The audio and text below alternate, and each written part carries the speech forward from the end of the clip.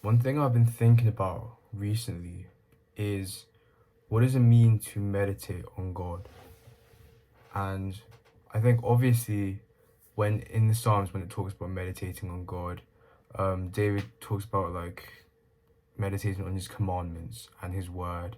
So I think defo like thinking about different scriptures and stuff is meditating.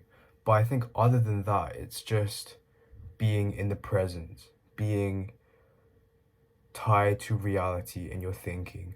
Because I think so many times in life we can easily be thinking about different things, maybe things that are pleasurable, things that give us dopamine, things that we might be looking forward to, things that we might miss, or like we might be focusing on the future, the past, um, some relationship you're missing, some feeling that you're missing and you know where to get and you're thinking about that place where you can get it.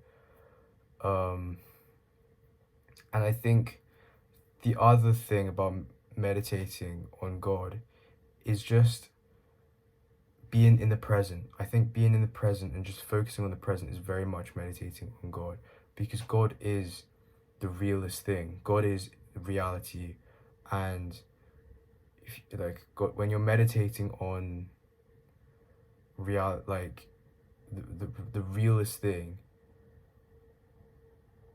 it can only get realer than just being in the present moment as you are right now. Um, so yeah, and I think as a result of being present, you can have the best relationships, you can have the best things, you can have the best ideas, you can like listen to yourself, you can think about things, you can like understand yourself better. I think so much fruit comes from just being in the present. So yeah, and I think being in the present requires you to be free of fear and insecurity and doubt and lust and temptation and uh basically like free of like all sins, like things that are like dragging you down. Because I think if you're like a slave to something, you're constantly thinking about that because you want that and you're not getting it right now. For example, if you're a slave to like porn, maybe you're constantly thinking about porn.